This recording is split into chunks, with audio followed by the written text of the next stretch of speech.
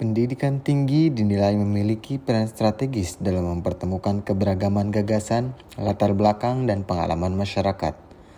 Hal itu mengemuka dalam pengukuhan Dr. Faris Al-Nizar sebagai Rektor Universitas Nahdlatul Ulama Indonesia atau UNUSIA periode 2026 hingga 2030 di Gedung PBNU Jakarta, Selasa, 4 Agustus 2026. Sadar Majelis Khodamul Ahmadiyah Indonesia, Muhammad An-Nahdi Solihin hadir dalam kegiatan tersebut sekaligus menyampaikan ucapan selamat kepada Dr. Faris.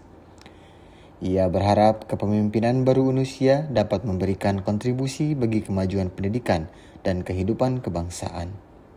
Dalam kesempatan tersebut, Dr. Faris Al-Nizar menegaskan komitmen UNUSIA sebagai ruang akademik yang terbuka bagi berbagai kelompok, termasuk komunitas minoritas. UNUSIA itu adalah rumah untuk bertumbuhnya pikiran-pikiran yang merdeka. Jadi kita terbuka dengan siapapun, kosmopolit, bahkan dengan kelompok-kelompok minoritas, kelompok-kelompok di luar mainstream. Jadi kita memang senyaman mungkin sebagaimana ciri khas Nahdlatul Ulama. Kelompok minoritas harus diperhatikan dengan lebih serius ya, karena mereka juga warga negara dan punya hak yang sama di mata hukum dan di mata negara. Jadi derajatnya sama. Ia juga menekankan pentingnya perguruan tinggi memberi perhatian terhadap hak kelompok minoritas sebagai bagian dari warga negara. Pandangan itu mendapat perhatian dari Sadar Khodamul Ahmadiyah Indonesia. Ia mengaitkannya dengan kajian mengenai kekerasan linguistik dan penggunaan bahasa yang dapat meminggirkan kelompok tertentu.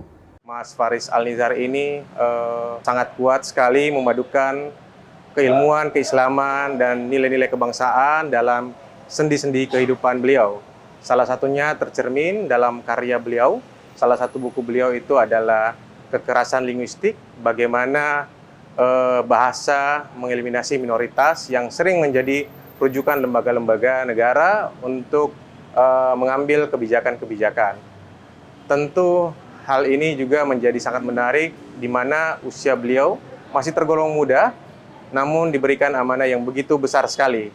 Tapi tentu ini juga menjadi sinyal positif bagaimana transformasi di UNUSIA ke depannya akan jauh lebih maju lagi. Selain keberagaman, UNUSIA juga mendorong pengembangan ilmu yang memadukan tradisi, riset, teknologi, dan kecerdasan artifisial. Sadar Khodamul Ahmadiyah Indonesia melihat komitmen tersebut sebagai ruang potensial untuk memperluas kolaborasi generasi muda Ahmadiyah di bidang pendidikan.